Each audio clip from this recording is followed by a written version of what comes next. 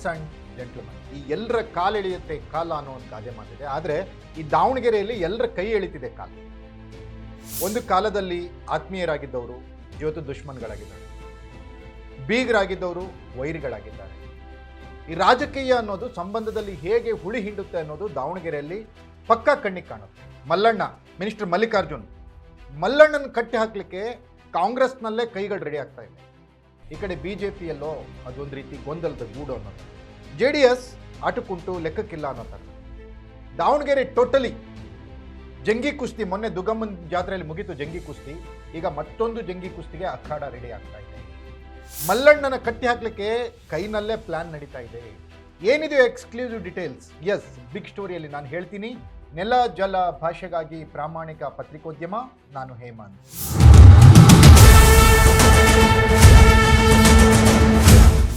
S ವೀಕ್ಷಕರೇ, ಸಹಕಾರ ರತ್ನ, ಶೈಕ್ಷಣಿಕ ರತ್ನ, ದಾನಶೂರ ಕರ್ಣ ಎಂತೆಲ್ಲ ಹೆಸರು ಮಾಡಿದಂತಹ ಶಾಮನೂರು ಶಿವಶಂಕರಪ್ಪನವರು ನಿಧನರಾದ ನಂತರ ತೆರವಾದಂತಹ ದಾವಣಗೆರೆ ದಕ್ಷಿಣ ವಿಧಾನಸಭಾ ಕ್ಷೇತ್ರಕ್ಕೆ ಉಪಚುನಾವಣೆ ನಡೀಬೇಕೆ.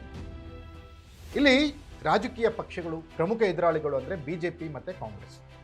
ಈ ದಾವಣಗೆರೆ ಅಂದರೆ ಇಬ್ಬರು ಬಲಿಷ್ಠ ಕುಟುಂಬಗಳ ನಡುವೆ ಫೈಟ್ ಮೊದಲಿಂದನೂ ಇದ್ದಿದ್ದು. ಒಂದು GM ಸಿದ್ದೇಶ್ವರ್, ವರ್ತಕರಿವರು, ಅಡಿಕೆ ವ್ಯಾಪಾರಿಗಳು, ಅದು ಇದು. ಮತ್ತೊಬ್ಬರು ಶಾಮನೂರು ಶಿವಶಂಕರಪ್ಪ, ಸಹಕಾರ ಕ್ಷೇತ್ರದಲ್ಲಿ ತನ್ನದೇ ಆದ ಛಾಪನ್ನು ಮೂಡಿಸಿದವರು. ಬಾಪೂಜಿ ಸಂಸ್ಥೆಯನ್ನು ಕಟ್ಟಿ ಅದರಿಂದ ಹಲವಾರು ಕೋಆಪರೇಟಿವ್ ಬ್ಯಾಂಕ್ಗಳು, ಹಲವಾರು ಶೈಕ್ಷಣಿಕ ಸಂಸ್ಥೆಗಳು, ಹಲವಾರು ಆಸ್ಪತ್ರೆಗಳು, ಈ ರೀತಿ ಜನರ ಮಧ್ಯದಲ್ಲಿ ಬೆಳೆದು ಬಂದಂಥ ಶಾಮನೂರು ಶಿವಶಂಕರಪ್ಪನವರು. ಮತ್ತೊಂದು ಕಡೆ ವ್ಯಾವಹಾರಿಕವಾಗಿ ಜನರ ನಡುವೆ ಇದ್ದಂಥವ್ರು GM ಸಿದ್ದೇಶ್ವರ್. ಇವರ ಮಧ್ಯದಲ್ಲಿ ಪ್ರತಿ ಚುನಾವಣೆ ಬಂದ್ರೂ ಜಂಗಿ ಕುಸ್ತಿ. ಇವರಿಬ್ಬರು ಬೀಗರು, ಇವ್ರ ನಡುವೆ ಕುಸ್ತಿ. ಈ ಕುಸ್ತಿ ಯಾವ ಥರ ಆಗಿತ್ತಪ್ಪ ಅಂದರೆ ಪ್ರತಿಷ್ಠೆ, ಇಲ್ಲಿಯ ಈಗೋ ಕ್ಲಾಶ್ ಅನ್ನೋದು ದಾವಣಗೆರೆ ಇದೆಯಲ್ಲ, ಇಲ್ಲಿಯ ಪ್ರತಿಷ್ಠೆ, ಆ ಸ್ವಪ್ರತಿಷ್ಠೆ ಯಾವ ಹಂತಕ್ಕೆ ಏನು ಮಾಡಲಿಕ್ಕೆ ಬೇಕಾದರೂ ಹೋಗ್ಬೋದು ಅಂಥ ಪ್ರತಿಷ್ಠೆಯ ಜನ ಇದೆ. ಈಗ ಈ ದಾವಣಗೆರೆ ದಕ್ಷಿಣದಲ್ಲಿ ಚುನಾವಣೆಯನ್ನು ಅನೌನ್ಸ್ ಆಗಬೇಕು. ಎಲ್ಲ ರಾಜಕೀಯ ಪಕ್ಷಗಳು ಚುನಾವಣೆಯನ್ನು ಗೆಲ್ಲಲಿಕ್ಕೆ ತಂತ್ರಗಾರಿಕೆಯಲ್ಲಿ ಮುಳುಗಿವೆ, ಟೀಮನ್ನು ರೆಡಿ ಮಾಡ್ಕೊಳ್ತಾ ಇವೆ, ಅಭ್ಯರ್ಥಿಗಳನ್ನು ಘೋಷಿಸಬೇಕಿದೆ. ಈವಾಗಲೇ ಶುರುವಾಗಿರೋದಲ್ಲಿ ಕುಸ್ತಿ. ಟಿಕೆಟ್ ಪಡೆಯೋಕ್ಕೆ ಒಂದು ರೀತಿ ಕುಸ್ತಿ, ಟಿಕೆಟ್ ಪಡೆದ ಮೇಲೆ ಗೆಲ್ಲಕ್ಕೆ ಮತ್ತೊಂದು ರೀತಿ ಕುಸ್ತಿ. ಇದು ದಾವಣಗೆರೆಯಲ್ಲಿ ಸರ್ವೇ ಸಾಮಾನ್ಯ. ಈಗ ಇದು ಮತ್ತೊಂದು ಹಂತದತ್ತ ಹೊರಳ್ತಾ ಇದೆ.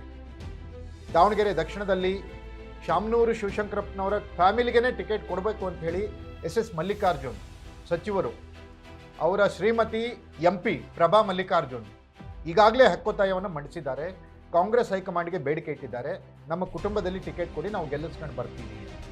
ಯಾಕಂದರೆ ಕ್ಷೇತ್ರದ ನರನಾಡಿಗಳೆಲ್ಲ ಗೊತ್ತು ಇವರಿಗೆ, ಮೂಲೆ ಮೂಲೆಗಳು ಗೊತ್ತು, ಗಲ್ಲಿ ಗಲ್ಲಿಗಳು ಗೊತ್ತು, ಅಲ್ಲಿಯ ಜನರಿಗೆ ಏನು ಬೇಕು, ಏನಾಗಿದೆ, ಏನು ಸಮಸ್ಯೆಗಳಿದೆ ಗೊತ್ತು.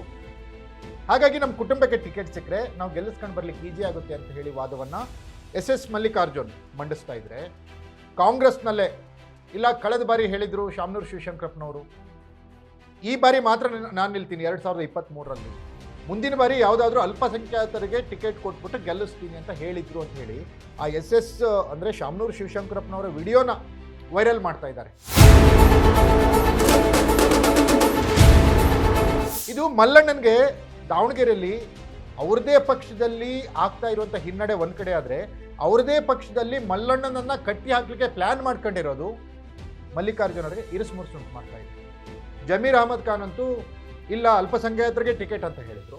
ಆ ಅಲ್ಪಸಂಖ್ಯಾತರಿಗೆ ಟಿಕೆಟ್ ಅಂದಮೇಲೆ ಕೆರಳಿರುವಂತಹ SS ಮಲ್ಲಿಕಾರ್ಜುನ್ ಅವನು ಇಲ್ಲಿ ಬಂದು ಹೇಳೋಕ್ಕೆ ಅಂತ ಏಕವಚನದಲ್ಲಿ ಸರ್ಕಾರದ ಪ್ರಮುಖ ಸಚಿವರಿಗೆ ಹೇಳಿ ವಾಗ್ದಾಳಿ ಮಾಡಿ. ಕಾಂಗ್ರೆಸ್ನಲ್ಲಿ ಈ ರೀತಿ ಸ್ಥಿತಿ ಆದರೆ ಇನ್ನು BJPದು ಮತ್ತೊಂದು ರೀತಿ ಸ್ಥಿತಿ.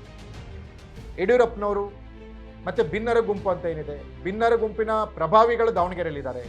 GM ಸಿದ್ದೇಶ್ವರ್, BP ಹರೀಶ್ ಇವರೆಲ್ಲ ಇದ್ದಾರೆ. ಯಡಿಯೂರಪ್ಪನವರು ಅಲ್ಲಿ ಗೆಲ್ಲಿಸ್ಬೇಕು ಅಂದರೆ GM ಸಿದ್ದೇಶ್ವರ್ ಅವರ ಸಪೋರ್ಟ್ ಇಲ್ಲದೆ ಗೆಲ್ಸಕ್ಕಂತೂ ಆಗಲ್ಲ.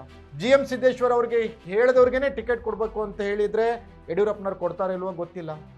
ಇಂಥ ಸಂದರ್ಭದಲ್ಲಿ ಈ ಎರಡೂ ಪಕ್ಷಗಳಲ್ಲಿ ಗೊಂದಲದ ಗೂಡಿದೆ. ಇಲ್ಲಿ ಯಾರೇ ಗೆದ್ದರೂ ಕೂಡ, ಯಾರೇ ಟಿಕೆಟ್ ತಂದರೂ ಕೂಡ ಅದೊಂದು ರೀತಿ ದೊಡ್ಡ ಮಟ್ಟದ ಯಶಸ್ಸು ಅನ್ನೋ ಥರ ಇದೆ. ಹಾಗಾಗಿ ದಾವಣಗೆರೆಯ ಈ ಬೀಗರ ಜಗಳ ಏನಿದೆ ಯಾವ ಹಂತದತ್ತ ಹೋಗುತ್ತೆ? ಮಲ್ಲಣ್ಣನನ್ನು ಕಾಂಗ್ರೆಸ್ಸಿಗರೇ ಕಟ್ಟಿ ಹಾಕ್ತಾರ, ಅಥವಾ ಈ ಎಲ್ಲ ಚಕ್ರವ್ಯೂಹವನ್ನು ಭೇದಿಸಿ ಮಲ್ಲಿಕಾರ್ಜುನ್ ಟಿಕೆಟ್ ತಂದು ಅವರ ಕುಟುಂಬದ ಮತ್ತೊಂದು ಕುಡಿಯನ್ನು ಏನಾದರೂ ಗೆಲ್ಲಿಸ್ಕೊಂಡು ಬರ್ತಾರ? ಕಾದು ನೋಡಬೇಕಿದೆ. ಇದಾಗಿತ್ತು ಬಿಗ್ ಸ್ಟೋರಿ. ನೆಲ ಜಲ ಭಾಷೆಗಾಗಿ ನೋಡ್ತಾ ಇರಿ ಫೋಕಸ್ ಟಿವಿ.